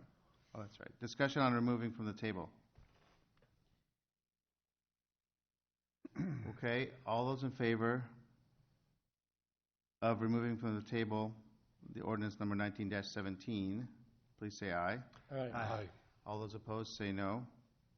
Okay, so the motion is approved. The ordinance is now on the table. It's actually removed from the table. It's on the floor. On the floor, that's right. With the real property. It's on the floor for discussion. Sorry. You're right. Still hung up on that. Okay, so now the ordinance is actually on the table on the floor for discussion. So, discussion? Motion to amend? Mr. Brandt? Oh, you're ready for the next one? We're easily confused. Sorry. Mayor, I move to amend ordinance number 1917 to include pawn shops as a permitted use in the UTC 1 zoning district. Second? Okay, it's been moved and seconded to amend ordinance 19-17 to include pawn shops as permitted use in the UTC 1 zoning district. Discussion on the amendment. I have a question, Your Honor. Yes. Tom, I have a question for you on this one. Can you just clarify, I know there was some discussions back and forth on this, but had pawn shops been a title that was removed on the original draft of this? Can you just give us a 15-second explanation as to what happened and why we're calling out this one item? Yes. So in the zoning overlay district, or in the zoning district classifications, the UTC 2 is on the east end of the corridor. The UTC 1 is on the west end of the corridor, and pawn shops were permitted in the east and not in the west. A gentleman approached us that owns a shop that would have created a legal non-conforming use of that property. In discussions with him and looking through the ordinance, it really didn't make much sense to have it in one area and not the other, especially when you were creating a non-conforming use. It was very similar to a lot of uses in that area. So we reviewed it internally and brought it back to the council and indicated that it would be a compatible use and we would see that as a good use moving forward. So that was the amendment that we supported after a request from the gentleman who owns the shop, and I think he presented to the council. He's here this evening if there's questions on that. But Perfect. Thank you for the explanation. Okay, other questions or discussion before we vote on the amendment? All those in favor of amending ordinance 19-17 to include pawn shops as a permitted use in the UTC 1 zoning district, say aye. Aye. All those opposed, say no. Okay, the motion is approved. Now we have the amended ordinance. Ms. Gadela. Mayor, I move to approve ordinance number 19-17, repealing section 176.50, Central Corridor Interim Development Overlay of the Marion Code of Ordinances, and reestablishing section 176.50 as Central Corridor Zoning Districts. City of Marion, second consideration. Second. Okay, it's been moved and seconded to approve the second consideration of ordinance number 19-17, repealing section 176.5, Central Corridor Interim Development Overlay of the Marion Code of Ordinances, reestablishing section 176.5 as Central Corridor Zoning Districts. Discussion. Yes, sir. I'd just like to point out, and just for clarification, so there is the final, the waiver or the suspending the rules and proceed to final consideration. I think that just for the record, if anybody's in the audience that hasn't been following this, there have been 3 readings by virtue of the one being tabled. So I just want to make sure that everybody's aware that by the suspension, we didn't waive any readings. They've actually been held. So I just wanted to clarify that. Okay.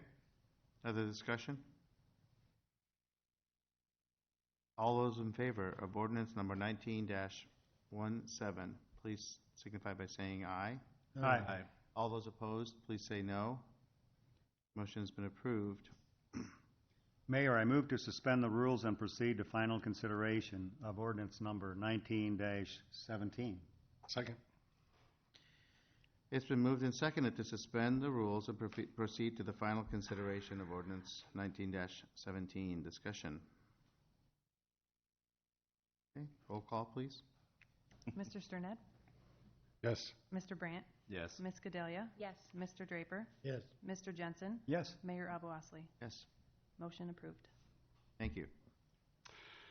Mayor, I move to approve ordinance number 19-17, repealing section 176.50, Central Corridor Interim Development Overlay of the Marion Code of Ordinances and reestablishing section 176.50 as Central Corridor Zoning Districts, City of Marion, final consideration. Second? Okay, it's been moved and seconded to approve ordinance number 19-17, final consideration. Discussion. All those in favor, please say aye. Aye. All those opposed, say no. Motion's approved. Thank you. Mayor, I move to approve resolution number 27709, approving contract with Synergy Metalworks and Kara Briggs Farmer for the artistic design of the gateway feature associated with the Seymour Trail Bridge over Marion Boulevard in an amount not to exceed $37,500. Second? It has been moved and seconded to approve resolution number 27709, approving the contract with Synergy Metalworks for the artistic design of the gateway feature associated with the Seymour Trail Bridge over Marion Boulevard in an amount not to exceed $37,500. Discussion. I'll just make a quick comment. Again, when we started this last year and looked at the original 3 designs, to me this is much more impressive than the original 3 we had, and it's going to add a lot of art to it, as well as a better vision, I think, for everybody coming from both sides of that bridge. So I've asked questions for a number of times, what's the status of this, what's the status of this, so it was worth waiting for. So looking forward to it. Any other discussion? Yes, Mr. Trehan. Yeah, that's been a great process, and it's an exciting project. I just wanted to make one note, and there was a minor tweaking to the contract. I just want the council to be aware of it. It did not change the contract price, scope of our work, or time frame, but there was some billing provisions within the contract that changed a little bit. So it comes back later. There's a conversation. I want to just be on record that what you had, there was some minor tweaking in the language. We reviewed it. It's not a major issue, but I just don't want you to wonder what happened. Okay. Other discussion? Yeah, I too am really excited about where we are with this process. I was one that pushed for slowing down the process before and doing it in what I thought was a more correct way of, more methodical way of involving artists and making sure that we have something we can all live with for the next 50 years or more. And that would be a gateway feature we can all be proud of. And I think that the process has gone in a great direction. It did take a long time to get to this point, but I think we're all going to be happier with the end result. So with that, we will vote. All those in favor of resolution number 27709, say aye. Aye. All those opposed, say no. Motion's approved. Thank you. Congratulations, Kara.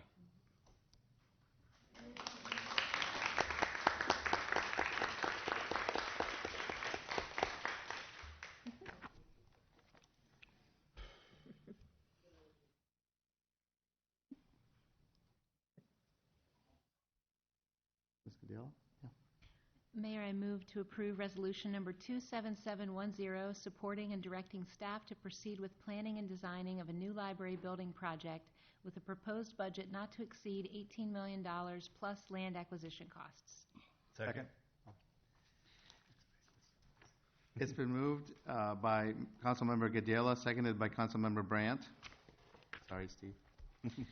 To approve resolution number 27710, supporting and directing staff to proceed with planning and design of a new library building project with a proposed budget not to exceed $18 million plus land acquisition costs. Discussion? Ms. Gadela? Yes, I think this is super exciting. We had a meeting, I don't know, a month or maybe not even 2 months ago when where we were headed kind of fell apart because of legislation, et cetera. And I think some of the ending comments were, let's move methodically and intentionally, but swiftly.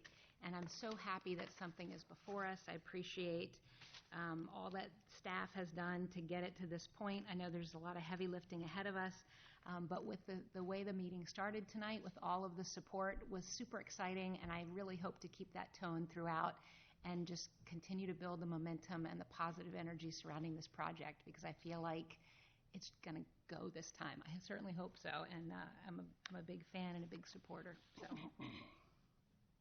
Other discussion?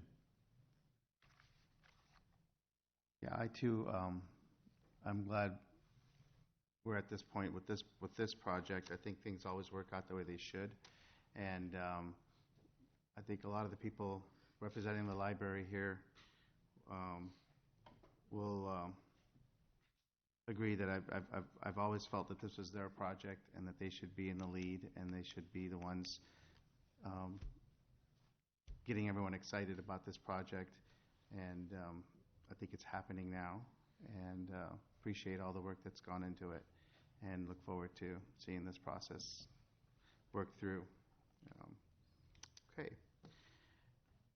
Any further discussion? All those in favor of resolution number 27710, please say aye. Aye. All those opposed, say no. Motion is approved.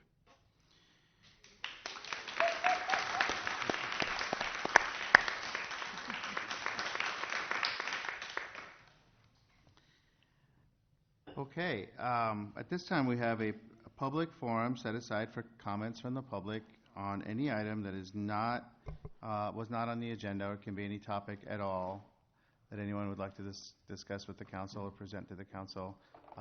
If there's anyone who would like to address the council, come forward at this time, please. Please state your name and address, and you're welcome to make your comments. Thank you. Hi, my name's Scott Phones. I'm at 2231 Tamarack Circle. I'm not actually here to talk about the library, despite the rest of my family being here. I just wanted to ask real briefly if we could get our traffic control signs replaced in the uptown area. If you drive eastbound on 7th Avenue, starting from about 10th Street all the way out to 44th, a lot of those signs now are bleached white. And in fact, in the intersections of 10th and 8th and 7th, there's a great white sign with a green dot that has nothing on it whatsoever except that. So I'm not quite sure what that's communicating to the traffic folks, but I just wanted to mention that that's something that would be kind of nice to get taken care of if we could. Okay. Thank you. Thank you. I know that we are working on those signs. That's one of the projects that our city engineer and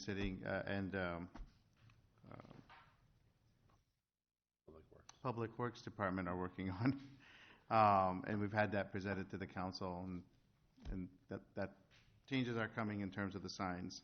It's something that the Uptown District's been very concerned about, the chamber.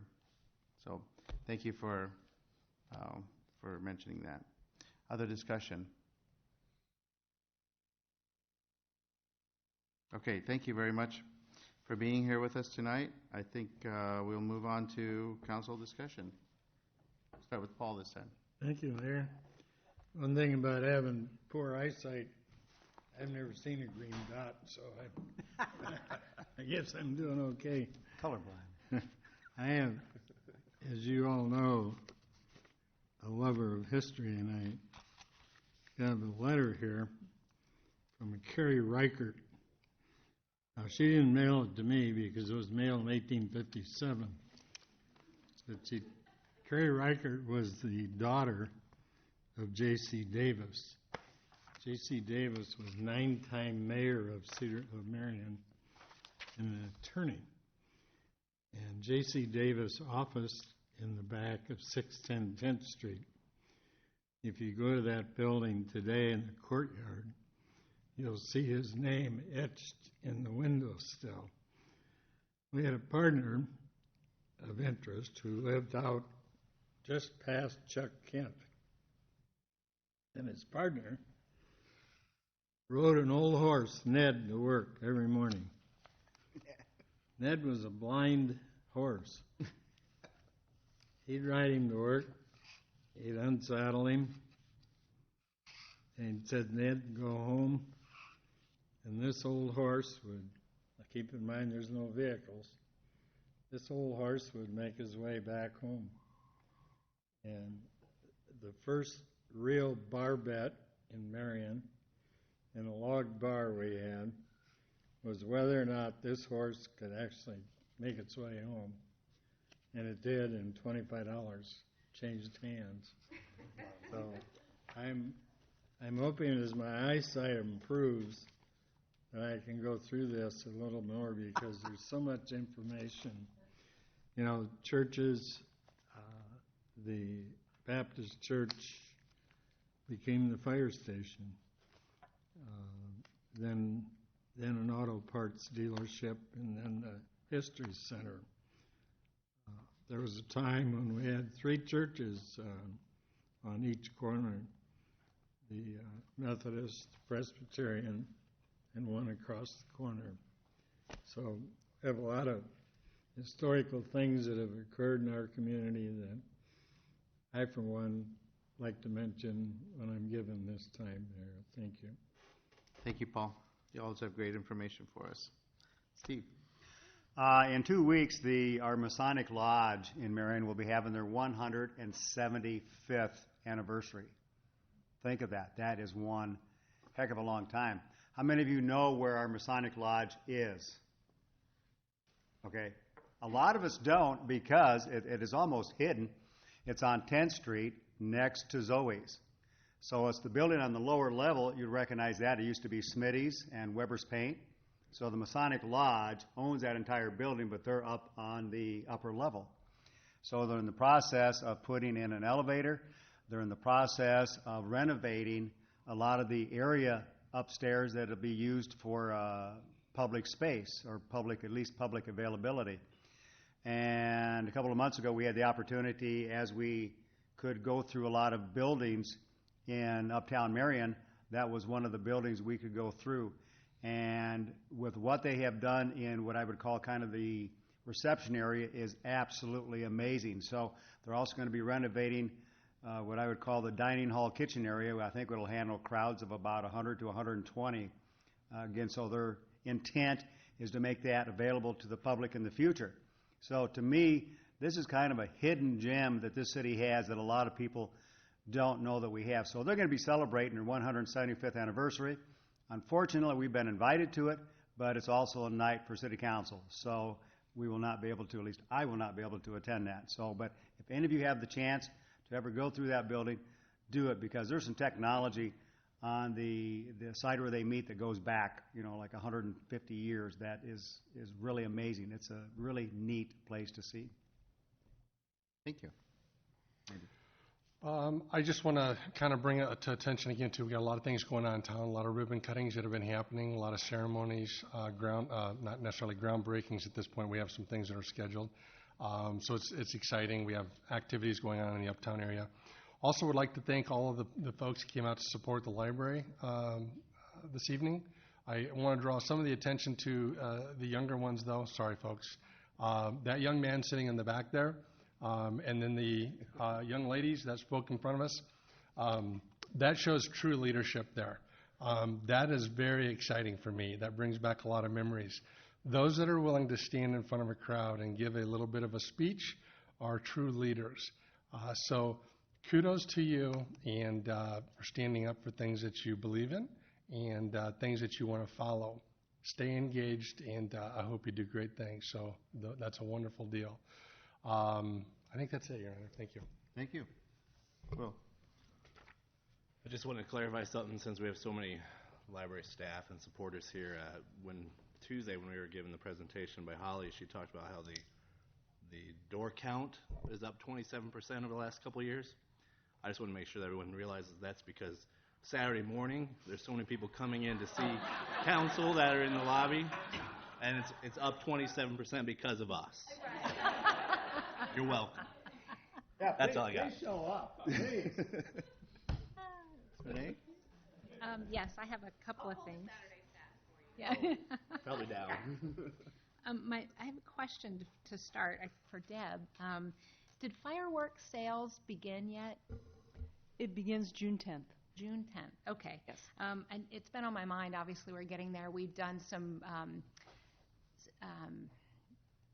zone restrictions of where fireworks can be sold. So I'm looking forward to seeing how that plays out. And we've kind of confined that to more industrial areas. I can't wait to see just the normalcy of not having tents and parking lots everywhere. And so that's coming up, and I think that'll be good. And then I wanted to comment to staff on the new way that the information is given to us, I don't know what you call it, these agenda memos. It's super clear. I love it's like a one-pager, who's responsible, budget, is it on track, what's the total budget. It's a great dashboard, so thank you for hearing all the feedback. And I know for maybe those of you who follow these documents, because you come to the meeting, you've noticed as well, but it was easier to make notes and just find information right on top, so thank you for your efforts there. And then a question for Ryan, so forgive me for not knowing this. On the new facility that we're building, have we accounted for in the lobby area security? After what happened in Virginia Beach this week, it kind of made me think to ask that, and I apologize for not paying more attention to that sooner, but I feel like, well, let me hear your answer first. Yes, we did. There's in the front reception area, there's a full protective glass shield plan for that. So, awesome. Yes. Okay, great. It's harder to retrofit older buildings. I know when I was on the school board, Linmar was really trying to go back and make sure that schools, obviously school shootings, everyone is familiar with the rise of those over the last couple of decades. But I also feel very strongly that our public buildings should be very safe places as well. People get upset about taxes and they don't, they might not take the proper method to complain, and you hear about these terrible, tragic stories on the television. So whenever we are building new things, the library or what have you, we certainly want places to be welcome, and we don't want to keep people from coming in, but we also need to consider people's safety, because mental health issues are rampant, and my heart goes out to those dozen workers or so. So thank you. I'm glad that we've accounted for that. I should have assumed that we had, but just wanted to ask. And that's all I have. Thank you. Thank you.